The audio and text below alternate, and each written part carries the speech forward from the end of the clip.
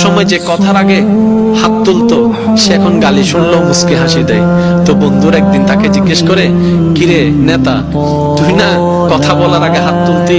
তখন সে বলে, পাগল ছিলাম তখন তুলেছি, বুঝতে পেরেছি ওই জগতে কিছু নাই, আল্লাহর প্রেমের ধৈর্যের জগতে অনেক বড় নিয়ামত আছে। এত বড় বড় সফল ব্যক্তি যদি ছোটবেলায় লাথি খাইতে পারে, আপনি পারবেন না কেন? আর সবার কথা বাদ দেন, ও নবী, আপনি শুধু একবার বলতেন জিবরাইল উল্টাই দিত, আপনি বললেন না কেন?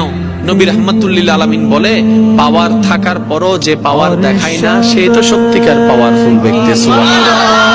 যার হাতে কিছু নাই তো হবে দেখ, চিনস না এখন এই আর নাম জানোস না, আর বা ফোন চিনস না, জাতুন নাইতে হবে। আর যার থেকে আছে,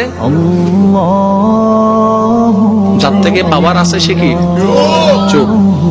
যার থেকে সত্যিকার ক্ষমতা থাকে সে কখনো কথা বলে না।